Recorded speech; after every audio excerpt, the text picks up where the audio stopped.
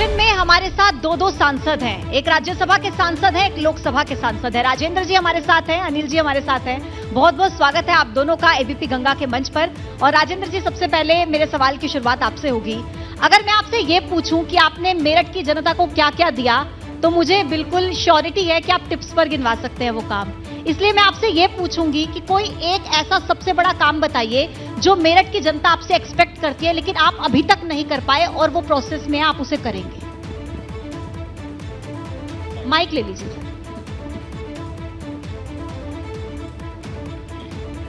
On है sir, आप बताइए।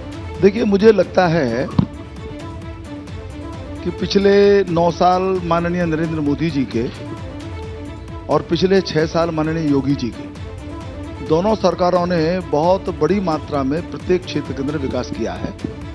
और चाहे प्रदेश हो और चाहे देश हो, उसमें एक साफ परिवर्तन सामान्य जन को भी दिखाई देता है, दुनिया को भी दिखाई देता है। और आपने ठीक कहा कि आप टिप्स पर कुछ बात गिना सकते हैं, तो मैं इसलिए उसकी बात में नहीं करूंगा मैं। लेकिन इसके बाद भी पिछले 5 वर्ष में खास तौर से जब नगर निगम में हमारा एक प्रकार से प्रभाव नहीं था उस दृष्टि से, या हमारे महापौर नहीं थे, तो ऐसा लगता था कि विकास आकर के मेरिट की सीमा के बाहर रुक जाता है। केंद्र सरकार की प्राथमिकता रहती थी कि स्मार्ट सिटी बने, यहाँ पर जो है सब प्रकार का जो नागरिक सुविधाएं हैं उनका विस्तार हो, परंतु हो नहीं पाता था।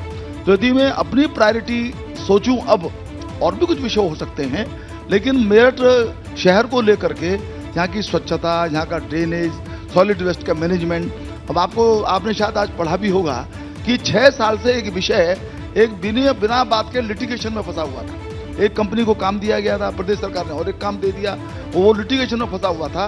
वो अभी जाकर के कल वो सुलझ गया है।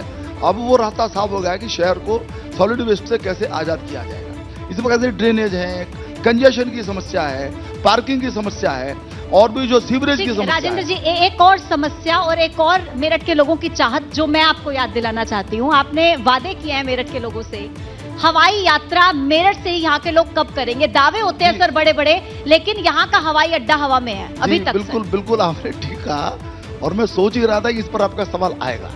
देखिए, मेरठ का जो हवाई अड्डा है वो, उस पर बहुत काम हुआ है। एक समस्या है, मेरठ दिल्ली का जो हवाई अड्डा है उसे 150 किलोमीटर की सीमा में पड़ता है, और जो अनुबंध है गवर्नमेंट ऑफ इंडिया का, वो 2035 तक कोई नया हवाई अड्डा बनाने के बारे में नहीं है।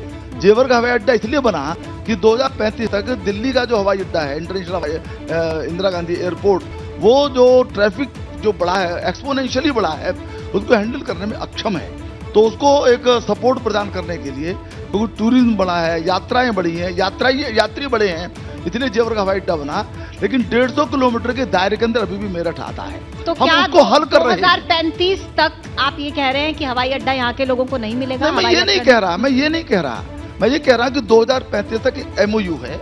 उस एमओयू का एक बार, क्योंकि वो सक्षम नहीं है हैंडल करने में ट्रैफिक, इसलिए जेवर के अंदर अंतर्राष्ट्रीय हवाई अड्डा बन रहा है, उसका एक बार और रास्ता निकल सकता है, परंतु एक मर्यादा है, उसमें तो हम रास्ता निकाल रहे हैं। हमारी माननीय ज्योतिरादित्य सिंधिया जी हों या उससे हरदीप पुरी जी हों या और भी जो संबंधित मंत्री, उनसे भी बातचीत होती है। प्रदेश के जो हमारे माननीय मुख्यमंत्री जी हैं या यहाँ के जो उड्डयन मंत्री, उनसे भी हमारी बातचीत होती रहती है। सिद्धांततः मेरठ के महत्व को स्वीकारते हुए इस बात से सहमत हैं कि यहाँ पर एक हवाई अड्डा होना चाहिए, रीजनल कनेक्टिविटी स्कीम आरसीएस के अंदर होना चाहिए। एक डेडलाइन दे दीजिए सर, मेरठ की जनता को एक डेडलाइन दे दीजिए, कब तक हवाई अड्डा मिलेगा, कब हवाई यात्रा? मुझे पूरा विश्वास है। डेडलाइन तो मैं नहीं दे पाऊंगा, लेकिन अगले 6 महीने में विशेष रूप से इस कार्य के प्रति स्वयं को कंसंट्रेट करते हुए टीम के साथ, चाहे हमारे प्रदेश के हमारे प्रतिनिधि हों, हमारे विधायकगण हों, और चाहे हम सांसद बैठे में राज्यसभा के भी हैं, लोकसभा के भी हैं, मिलकर के इस समस्या को हल करेंगे। आपको नहीं लगता कि ये इच्छा शक्ति जो है उसका परिणाम है? अगर आप जेवर की बात करें तो वो नियम में संशोधन और तमाम तरह के रास्ते निकाल लिए गए। वहां के जो जनप्रतिनिधि थे उनकी कोशिश काम कर गई, लेकिन यहाँ के जनप्रतिनिधि, आप 3 बार के सांसद हैं, आप अक्षम साबित हुए। आप पश्चिमी उत्तर प्रदेश की जो राजधानी के तौर पर मेरठ है, वहां पर एयरपोर्ट लाने में अक्षम साबित हुए। आप कन्विंस नहीं कर पाए, आप अपने लोगों को समझा नहीं पाए। आपको नहीं लगता? क्योंकि जनता तो ये सवाल कर रही है कि 3 बार के सांसद अक्षम साबित हुए और हवाई जहाज जेवर चला गया जो दिल्ली के पास है, मेरठ नहीं आ पाया। मैं समझता हूं आपने बात कह दी। देखिए, हवाई जहाज का हवाई जो अड्डा है वो आसमान में नहीं बन सकता, वो जमीन पर बनता है। तो आपने उस मेरी जमीन बात के लिए तो काम सुनिए, नहीं किया अब होगा। मेरी सुनिए तो सही। महेश शर्मा के भाई, ऊपर कहा आपने जाता है बात- कि आपने- डॉक्टर महेश शर्मा ने कोशिश की अरे तो भाई, जेवर का हमारा उत्तर तो एयरपोर्ट- सुनिए अब आप। मेरठ के अंदर इंडस्ट्रियल लैंड भी उपलब्ध नहीं है। मेरठ के क्षेत्र की अलग स्थिति है, और जो नोएडा का जो क्षेत्र है जहां पर पूरा का पूरा इंडस्ट्रियल एरिया है, वहां बैरन लैंड भी है, खाली लैंड भी है, क्योंकि हवाई अड्डा जमीन पर ही बन सकता है, आसमान में नहीं बन सकता। ये कोई ऐसा नहीं है कि इसमें कोई प्रभाव की कमी या ज्यादा की हो, सभी अपने में प्रभाव से काम करते हैं, परंतु जो हजारों एकड़ जमीन चाहिए, हम बता रहे हैं, कल हमारे इंडस्ट्री के मिनिस्टर आए, उसके जो है एसीएस आए, हमारे पास सबसे बड़ी समस्या ये है कि मेरठ में उद्योग धंधों के लिए किस प्रकार से जमीन हो, क्योंकि एक सवाल है। एक सेकंड, पूरी बात सुन लीजिए। और देखिए, जहां तक उसकी बात है, यहाँ पर मेरठ के अंदर रैपिड रेल आई, हिंदुस्तान की पहली रीजनल रेल है वो, तो आप क्या समझते हैं, उसके में एफर्ट नहीं करना पड़ता? इसलिए किसी की अक्षमता सक्षमता का विषय नहीं है। मैं अपने को बहुत सक्षम नहीं मान रहा हूं, मैं कुछ अक्षम हो लेकिन सकता एक हूं। सवाल पश्चिमी जी। उत्तर प्रदेश की जो जनता है वो मेरठ और यहाँ की जनता अपेक्षा करती है। हाईकोर्ट एक बहुत बड़ा विषय है पश्चिमी उत्तर प्रदेश के लिए, और मेरठ में उसका केंद्र होना चाहिए, एक बेंच होना चाहिए। देखिए, हाई कोर्ट का बहुत विषय, पुरानी मांग। हाई कोर्ट का विषय बहुत पुराना है, और जो वर्तमान में संवैधानिक व्यवस्थाएं हैं उसके अंतर्गत उत्तर प्रदेश की सरकार संस्तुति दे देगी। सरकार, आप कह सकते हैं कि हमारी है, दे देना चाहिए, लेकिन जब तक हाई कोर्ट उसकी संस्तुति नहीं देता, आप इस बात को जानते होंगे, तब तक किसी भी प्रकार की बेंच नहीं बन सकती। केंद्र इसलिए- में आपकी सरकार, राज्य में आपकी सरकार, केंद्र में कानून नहीं बन मंत्री, सकती। आपके प्रदेश के कानून मंत्री, सुनिए, आपके मेरी बात- जजेस को समझाने का मेरी बात काम पूरी तमाम आप करने लोग दीजिए। मेरी बात, आप एक बार सवाल किया तो उसको उत्तर पूरा होने दीजिए आप। तो इसमें से रास्ता यही है कि पार्लियामेंट एक एक्स्ट्राऑर्डिनरी स्टेप उठा करके संपूर्ण न्यायिक व्यवस्था की समीक्षा करे, और केवल उत्तर प्रदेश में, मेरठ में ही नहीं, गोरखपुर के अंदर मांग हुई, आगरा के अंदर मांग हुई, देश के अन्य प्रदेशों के अंदर भी हाई कोर्ट की बेंचेस की मांग होती हैं, क्योंकि जितनी जनसंख्या धीरे धीरे बढ़ी है या तेजी से बढ़ी है, उसको ठीक प्रकार से जो प्रेजेंट सिस्टम है, प्रेजेंट जो इंफ्रास्ट्रक्चर है, उसके माध्यम से उसको हैंडल करना मुश्किल है। तो ये बात एक पूरे देश में उठती है, और हमने भी, यदि आप पार्लियामेंट की एक्टिविटीज को वॉच करते होंगे, फॉलो करते होंगे, हमने बराबर इसी बात को संसद के अंदर भी उठाया कि यदि हम आम जन को सुलभ न्याय देना चाहते हैं, हम आम जन को सस्ता न्याय देना चाहते हैं, और आम जन को त्वरित न्याय देना चाहते हैं, तो हमको इस सारे इंफ्रास्ट्रक्चर को रिव्यू करना पड़ेगा, और हम पार्लियामेंट के अंदर उस प्रकार की व्यवस्था ठीक है लेकर के राजेंद्र जी, आएंगे। मैं और भी कई ऐसे सवाल हैं, समस्याएं हैं जिन पर आपसे सवाल जवाब होंगे। अनिल जी, मेरा अगला सवाल आपसे है। आप राज्यसभा के सांसद हैं, आप इंजीनियर भी रह चुके हैं, और उस वक्त पर आपका सपना हुआ करता था, अगर मैं गलत नहीं हूं, कि आप इंजीनियरिंग का ये कॉलेज खोलना चाहते हैं, शिक्षा के क्षेत्र में कुछ करना चाहते हैं, जो कि आपने किया। और आप ये भी मानते होंगे कि लोकसभा का अगर कोई सदस्य हो तो वो बेटर तरीके से जनता के साथ डायरेक्ट कांटेक्ट या कम्युनिकेट कर पाता है, उनके लिए और बेहतर काम कर पाता है। हर किसी की महत्वाकांक्षाएं होती है। क्या अनिल जी की महत्वाकांक्षा है कि राज्यसभा से लोकसभा तक वो जाए? देखिए, भारतीय जनता पार्टी एक ऐसी पार्टी है जिसका बड़ा स्पष्ट संदेश है, पहले देश, फिर दल, फिर स्वयं। मैं राज्यसभा में जाऊंगा, लोकसभा में जाऊंगा, संगठन में जाऊंगा, कोई और दायित्व पे रहूंगा, ये मैं नहीं तय करूंगा, ये मेरी पार्टी तय करेगी। तो पार्टी मुझे जो भी जिम्मेदारी देगी उसको बखूबी लेकिन अपनी निभाऊंगा। कोई तो चाहत होगी, चाहते तो होंगे। नहीं, आप शिक्षा के क्षेत्र में काम आपकी करते इच्छा हैं। है तो उसके लिए आप प्रयासरत भी हैं। जो खबरें आती हैं मेरठ से ये खबर आती है कि वहां तो सत्ता पक्ष ही पक्ष है, लेकिन सत्ता पक्ष ही अपने आप में विपक्ष है, और आपस में गुटबाजी है, लड़ाई है, और खुद general VK Singh versus Anil Agarwal तो वर्सेज कुछ, ये सब सामने चीजें आती हैं, और लखनऊ और दिल्ली तक भी गूंजती हैं। देखिए, मैं, पार्टी ने मुझे राज्यसभा सांसद बनाया, और लोकसभा सांसद, राज्यसभा सांसद दोनों में कोई अंतर नहीं है। मैं पूरी निष्ठा के साथ गाजियाबाद की जनता की सेवा करता हूं, उनके लिए दिन रात लगा रहता हूं, वो भी मुझे बहुत प्यार करते हैं। जहां तक लोकसभा राज्यसभा का प्रकरण है, मैंने बड़ा स्पष्ट किया, ये पार्टी तय करेगी। जिसको पार्टी टिकट देगी वो चुनाव लड़ेगा। मुझे देगी तो सब लोग मुझे लड़ाएंगे, जनरल वीके सिंह को मिलेगा तो मैं उन्हें चुनाव लड़ाऊंगा। और अनिल यानी जी, आपकी इच्छा है कि हम लड़ें, गाजियाबाद का मेरी प्रतिनिधित्व करें, और इसके लिए मेरी इच्छा महत्वपूर्ण नहीं है, पार्टी मुझे क्या दायित्व देगी ये महत्वपूर्ण है। तो पार्टी के दायित्व पर तो सब कुछ चलता है, पार्टी करती है, लेकिन ये जो गुटबाजी की खबर आ रही है कि आप लोग जैसे कि एक कैंप से आई खबर जनरल वीके सिंह के यहाँ से कि जो अनिल अग्रवाल हैं वो षड्यंत्र कर रहे हैं क्योंकि उन चुनाव लड़ना चाहते हैं, तो ये जो सब खबरें छप रही हैं मुझे इसको नहीं जनता लगता जानना इस चाहती है। प्रकार का उनके कैंप से कोई भी सेंटेंस आया हो और मेरे उनके बीच में कोई गुटबाजी नहीं है। पार्टी नेतृत्व जो उनको जिम्मेदारी देता है वो बखूबी निभाते हैं, जो मुझे मिलती है मैं बखूबी निभाता हूं। और अनिल जी, जितनी सौम्यता के साथ आप अपनी बात रखते हैं, ये षड्यंत्र जैसे शब्द थोड़े से भारी भरकम लगता है। नहीं, अनिल जी की मुझे नहीं personality लगता को देखते उन्होंने हैं। ऐसा कुछ भी कहा होगा। ठीक है अनिल जी, आप ये बताइए, क्योंकि शिक्षा के क्षेत्र में आप काम करते हैं, कॉलेजेस हैं आपके, आपको देखिए अगर जब जनता की सेवा करने के लिए आप उतरते हैं तो जनता के साथ सीधे कांटेक्ट करने के लिए और उनकी सेवा करने के लिए बहुत सारे त्याग करने पड़ते हैं, बहुत संघर्ष करना पड़ता है। आपकी तरफ से ऐसे क्या त्याग, ऐसा क्या संघर्ष यहाँ की जनता के लिए किया गया, मेरठ के लोगों के लिए किया गया, जो आपको लगता है कि लोगों के दिल में है? आपने ऐसा क्या काम किया यहाँ के लोगों के लिए? नहीं, मेरठ के लिए तो बड़े भाई बैठे हुए हैं, मेरा तो ज्यादा गाजियाबाद में मैं हमेशा जनता के बीच में रहता हूँ और जो भी जनता मेरे से अपेक्षा करती है उसको पूरा करने का काम करता हूँ।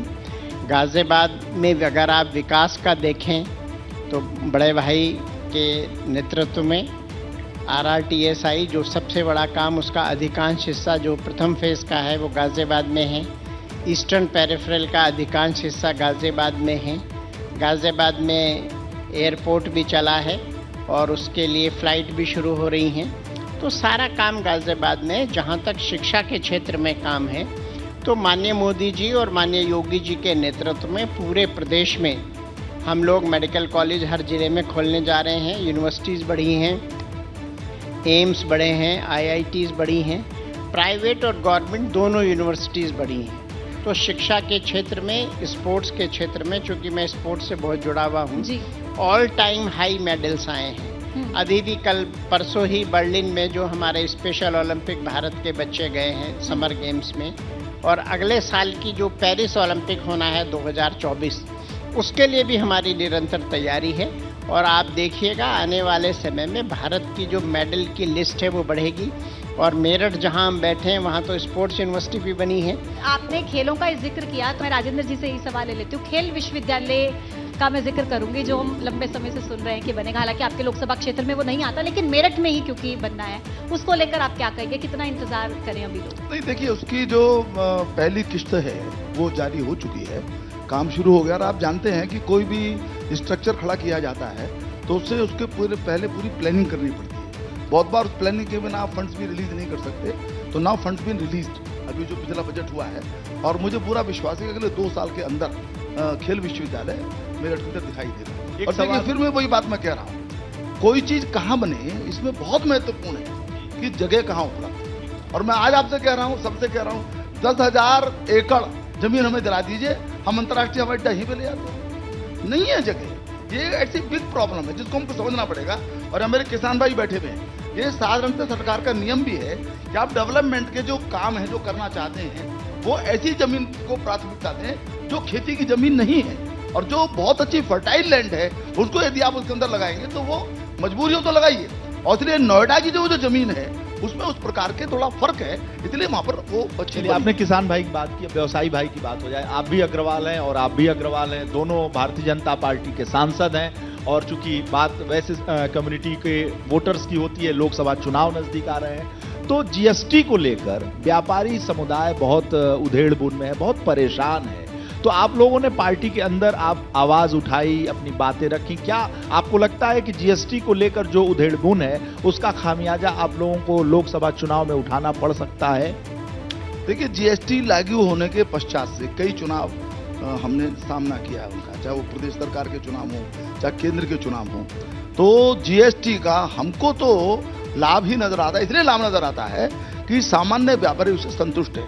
लेकिन जब टैक्स रिजीम में हम बदलेंगे तो कुछ नए अनुभव आएंगे, कुछ अनुभव से सीखेंगे, उसके कारण से कुछ अमेंडमेंट होंगे। और उसकी जो लगातार जो GST काउंसिल की मीटिंग्स होती हैं उसमें अनेक प्रकार के विषयों पर चर्चा होकर के फैसले लिए जाते हैं। तदनुसार उसमें परिवर्तन भी किया जा सकता है, लेकिन कुल मिलाकर के इस GST के कारण से जो टैक्स नेट है उसका विस्तार हुआ है, टैक्स देने वाले लोगों की संख्या बढ़ी है, एक सिस्टम के अंदर पारदर्शिता आई है, ईमानदारी आई है, एक जिम्मेदारी आई है। और ये बात ठीक है, कोई भी सिस्टम होगा उसमें निरंतर उसकी गुंजाइश होती है संशोधन की। लेकिन एक जो सबसे बड़ी बात है, जो पहले व्यापारी आय करके लोगों के साथ जो उसका इंटरफेस होता था, उसका जो एक्सप्लॉयटेशन होता था, उससे पूरी तरीके से इस नई रिजीम के अंदर, नई टैक्स रिजीम के अंदर व्यापारी मुक्त है। व्यापारी का ब्लड प्रेशर के बीमारी से थोड़ा सा आजाद है। तो ऐसा नहीं है, कुछ समस्याएं हो सकती हैं, और मैंने कहा कि ये कंटिन्यूस तो समस्या हो सकती है, आप इस बात को एक्सेप्ट कर रहे हैं कि जीएसटी से समस्या है। उन समस्याएं नहीं कहा मैंने, उन समस्या जीएसटी से फायदा ज्यादा है, समस्याग्रस्त लेकिन ये रेगुलर प्रोसेस है जी, रेगुलर प्रोसेस के अंदर नई चीजें आएंगी। आप भी बताइएगा, उन समस्याग्रस्त जो लोग आपकी बिरादरी के हैं, आते हैं, जो हार्डकोर भारतीय जनता पार्टी के वोटर्स माने जाते हैं, वो कहा जा रहा है कि निकाय चुनाव में आप लोगों को झटका भी उन्होंने दिया। मैंने आपका प्रश्न लिया। देखिए, कुछ ऐसे लोग जो ईमानदारी से काम नहीं करना चाहते, वो लोग भले ही परेशान हों। आज अधिकांश व्यापारी इस व्यवस्था से खुश है और वो इसके साथ काम करना सीख गया है। अगर ऐसा ना होता तो जिस तरह के जीएसटी कलेक्शंस हैं ऑल टाइम हाई नहीं होते। ये व्यापारी भाइयों का मैं शुक्रिया भी अदा करना चाहता हूं आपके माध्यम से, जिन्होंने इस व्यवस्था को आगे बढ़ाया और इतना बढ़िया टैक्स कलेक्शन करके सरकार को दिया। और इस सरकार ने न केवल जीएसटी, आप देखिए इंटरनेशनल फ्री ट्रेड एग्रीमेंट लगभग 17 कंट्रीज के साथ हो चुके हैं। उसका किसको लाभ मिलेगा? व्यापारी को लाभ मिलेगा। आज रुपए में इंटरनेशनल बाजार में बिजनेस होने लग गया है, उसका लाभ किसको मिलेगा? व्यापारी को मिलेगा। उत्तर प्रदेश में फरवरी में इन्वेस्टमेंट समिट हुई, लगभग 33,000 करोड़ के उसमें जो है 33 लाख करोड़ के उसमें 33 लाख हजार करोड़ के जो उसमें वो हुए हैं एग्रीमेंट एमओयूज हुए हैं, उसका लाभ किसको मिलेगा? और जब बड़े उद्योग लगते हैं, छोटे उद्योगों को, ट्रेडर्स को ऑटोमेटिक फायदा मिलता है। बड़ी यूनिट लगती है, उसके साथ एंसिलरी यूनिट लगती है, उसके साथ जब यूनिट लगती है ट्रेडर को फायदा होता है। गिट्टी वाला गिट्टी देगा, सीमेंट वाला सीमेंट देगा, शेड वाला शेड बनाएगा, लकड़ी वाला लकड़ी देगा, और उस क्षेत्र के लोगों को रोजगार मिलता है। तो इस पीरियड में जो ईमानदार नीति के साथ, नियत के साथ अच्छी काम करना ठीक है, आप चाहते कह रहे हैं कि उनको जो बहुत ईमानदार फायदा लोग हैं उन्हें कोई दिक्कत नहीं है। अब क्योंकि व्यापारियों का जिक्र हो रहा है तो एक आम चर्चा जो व्यापारी ईमानदार है, ठीक है। व्यापारी देशभक्त है, और आज से नहीं, महाराणा प्रताप के जमाने से व्यापारी ने हमेशा देशभक्ति का परिचय दिया है। महाराणा ना होते अगर भामाशाह ना होते। ठीक है अनिल जी। राजेंद्र जी, क्योंकि व्यापारियों का जिक्र हो रहा है और व्यापारियों के बीच एक आम चर्चा होती है, वो होती है कि जब से भारतीय जनता पार्टी, योगी सरकार आई है, तब से अपराध का कुछ ग्राफ कम हुआ है। ये चर्चा हम लगातार सुनते हैं, और आप लोग भी, भारतीय जनता पार्टी भी कानून व्यवस्था को लेकर वोट मांगती है, बेशक निकाय चुनाव हो या कोई भी चुनाव हो। आपसे मैं पूछना चाहूंगी कि जब हम एनकाउंटर के डेटा देखते हैं तो पूरे यूपी में जितने एनकाउंटर हुए उसमें बहुत ज्यादा नंबर मेरठ में है, सबसे ज्यादा एनकाउंटर होने का।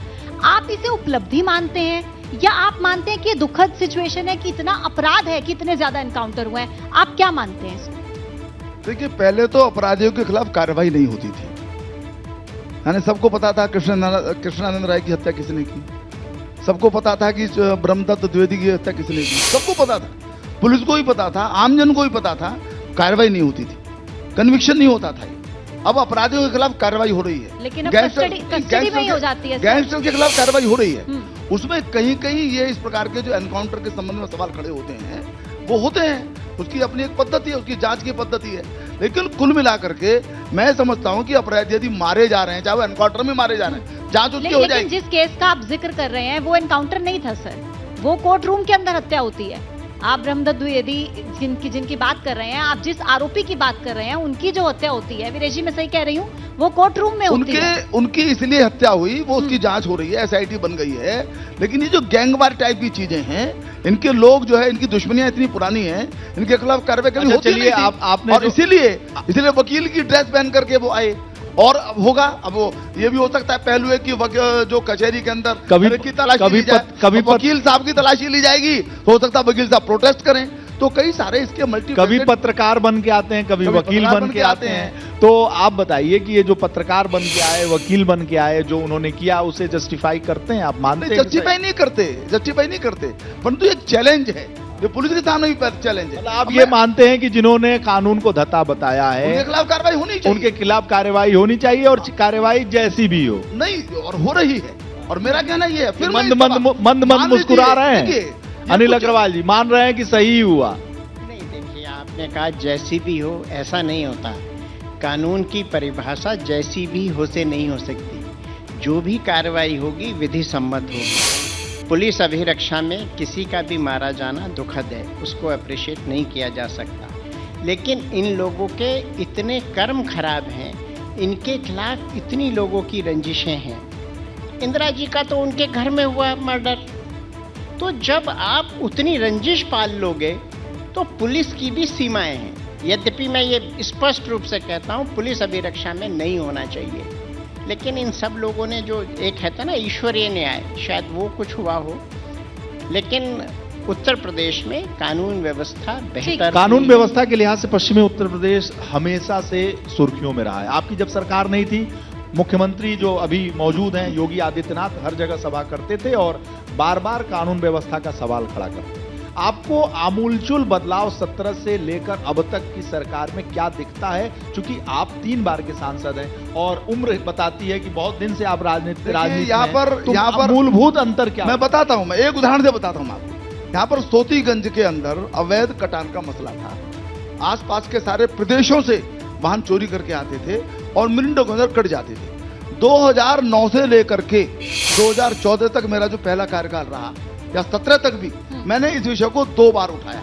अखिलेश जी हमारे माननीय मुख्यमंत्री थे, कोई कार्रवाई नहीं हुई। योगी जी मुख्यमंत्री बने, मैंने विषय उठाया। सोतीगंज के कलंक से मेरठ मुक्त हो गया। एक ड्रास्टिक परिवर्तन राजेंद्र जी, माफी के साथ आपको रोक रही हूँ, कानून व्यवस्था के स्तर के ऊपर जो परिवर्तन है, आप आम आदमी से पूछिए। ठीक है, देखिए, अपराध रहेगा, अपराध खत्म नहीं होता। अपराधी रहता है तो अपराध होता, लेकिन अपराध पर आपकी सरकार क्या रिस्पॉन्स करती है? आप अपराधियों को बचाती है या अपराधियों के खिलाफ कार्रवाई करती है? इससे कानून व्यवस्था का स्तर तय होता है। ठीक है राजेंद्र, और उस नाते योगी जी ने अद्भुत काम किया है और इसीलिए भारतीय जनता पार्टी का कोई भी कार्यकर्ता हो, नेता हो, मंत्री हो, विधायक हो, वो यही इसी बात का जिक्र करता है कि योगी सरकार ने अपराध की दुनिया को लेकर एक बड़ा काम किया है। खैर, आपको बहुत बहुत शुभकामनाएं। आगे को लेकर भी समय की थोड़ी सी कमी है, मैं माफी के साथ मैं इसमें एक चीज और जोड़ना चाहता हूँ। 30 सेकंड्स का मैं जोड़ना चाहता ब्रेक के लिए रुकना होगा। जो उत्तर प्रदेश में सबसे बड़ा कानून में जो परिवर्तन आया है, आज ऑर्गेनाइज्ड अपराध 0 हो गया है। अदरवाइज जो दूसरी सरकारें थी, लेकिन सर, अनऑर्गेनाइज्ड अपराध बहुत बड़ा था। कम करना ये भी एक बहुत बड़ी चुनौती होगी पुलिस से। आपने ऑर्गेनाइज्ड अपराध की बात की, मैं कह रही हूँ अनऑर्गेनाइज्ड, अनप्लान्ड हर तरह काम हो रहा है, लेकिन और बहुत बड़ी हर जगह काम हो रहा है, ऑर्गेनाइज 0 हुआ है। सर, उम्मीद यही है कि जो आप कह रहे हैं वैसा आप काम करते चले। बहुत बहुत धन्यवाद आप दोनों का ही हमारे साथ इस खास चर्चा में जुड़ने के लिए, एबीपी गंगा को समय देने के लिए बहुत बहुत शुक्रिया।